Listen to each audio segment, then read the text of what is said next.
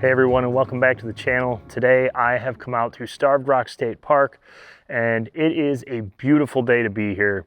We just had like our second snow of the year, so pretty excited about it because I haven't seen like any snow at all in northern Illinois, with the exception of a couple storms we had back at the end of 2022. And this little snowstorm that's just come through dropped that real heavy, thick snow that's just kind of coated everything here in the landscape and made it look real ethereal and dreamlike, and just transformed a otherwise bland brown landscape into a winter wonderland.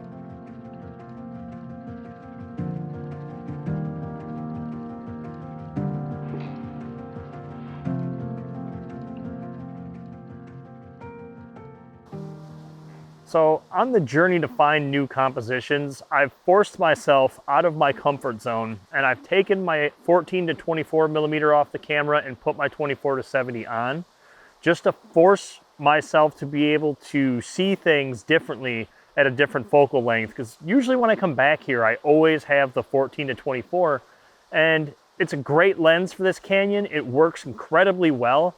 But again, trying to find new compositions and trying to just expand my view of areas that I've been to frequently, sometimes it helps to just put a different lens on and just kind of force yourself to learn how to use it. And that's exactly what I'm doing here, is just forcing myself to learn how to use it in a situation that I otherwise wouldn't really use it for. So I've taken one composition so far, really like it. There's some light snow coming down, and kind of has that same ethereal look, that dreamlike look as the shot that we got at the beginning of the video. I'm gonna move around a little bit more here and see what I can find, but all in all, I think this is going to be a really cool little location here while this snow is coming down. Fresh snow, flowing water. This is what it's all about.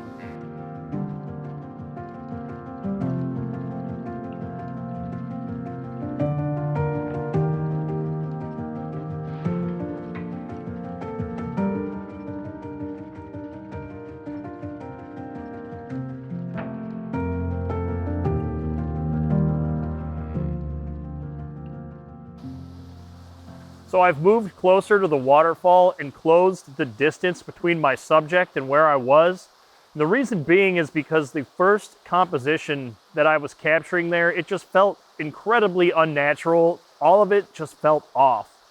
And I realized that I was trying to incorporate way too much into the scene, and I wasn't really just singling out my subject and focusing strictly on it. So in this composition, I've placed a log on the left, the waterfall on the right, and used the waterfall as a connecting point between the top of the sandstone bluff and this pool of water that's down at the base here, to kind of guide the viewer from the top of the frame to the bottom and into this little pool of water.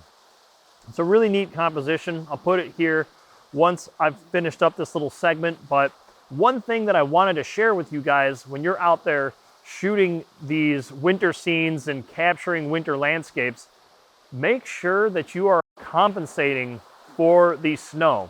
Remember that your camera is always trying to find a neutral gray to meter off of. So when you're out here and you're shooting, your camera is basically going to try to either turn the snow gray, or it's going to overexpose because there's just too much of a dynamic range there.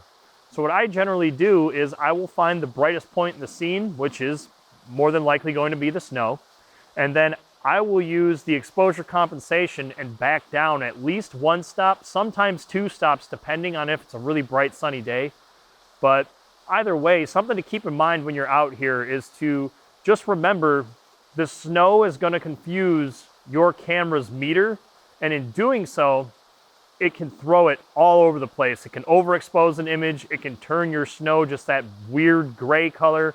So just something to be mindful of when you're out here shooting these landscapes and in these scenes.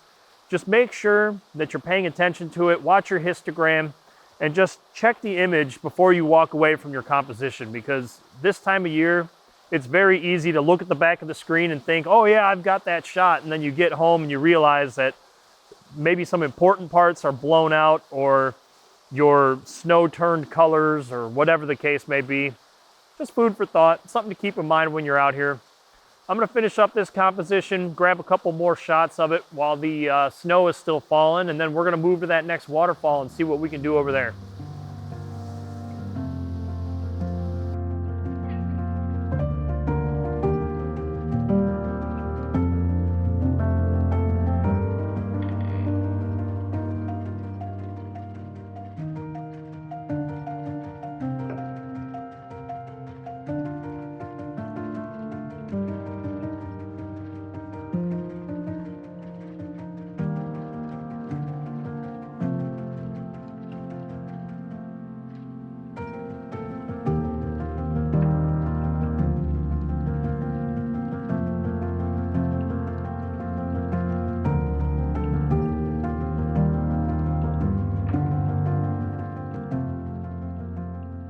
We made it to the next waterfall. This is Kaskaskia. It is beautiful. It's flowing very well, just like Ottawa Falls was. And on my way here, I had to do a couple water crossings, get through a couple obstacles, and it kind of made me think about a couple other things that are important for winter landscape photography. And they're not even necessarily photography related, just basically hiking in general. And that's bringing the proper gear and clothing to be able to get to these places. I always bring 2 pairs of gloves, and I always wear waterproof boots, and I actually keep an extra pair of dry socks in my pack in the winter, just in case.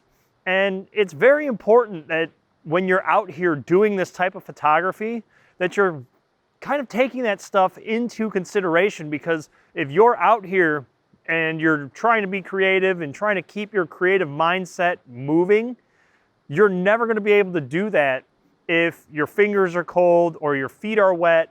All you're going to be thinking about is, get me out of here. I need to get back to my vehicle. I need to get back to my hotel or my house or whatever the case may be. And your creativity is just basically going to turn off at that point. So something to keep in mind when you're coming out and doing these kinds of landscapes. Just make sure you're bringing the right clothing so you can remain comfortable and keep your creativity going as you're out here exploring the landscape. I'm gonna move back here. We're gonna set up a couple compositions and see what we can come away with. Let's go.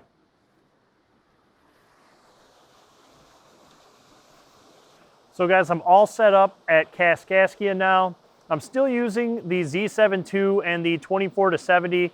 I haven't deviated from the lens. I want to really just challenge myself to use the 24-70 as opposed to the 14-24 that I would otherwise be using in this setting. Now, I have my composition picked. Same thing I was doing before. I've moved closer, I've moved back. I've kind of changed positions a couple times here while kind of choosing the best composition and including and excluding certain things from my scene. But one thing that I'm doing that I think is especially important to be doing in winter landscapes is I have bracketing set up, and I have been bracketing these images ever since we got here, ever since Ottawa Canyon. And the reason why you want to be bracketing is because the dynamic range in these scenes is just so extreme between the pure white snow and the dark landscape that it's going to be next to impossible to get all the detail in a single image for your shadows and your highlights. So as an added little insurance policy, I like to bracket my shots. I always do a 3-shot bracket, 1 normal exposed, 1 overexposed, and 1 underexposed image. And then when I bring that back into post-processing, I know that I have the full dynamic range of the scene so that I have all the data available to me when I go to edit these shots when I get home. I'm gonna take a couple more photos. I'm gonna post my favorite one here at the end.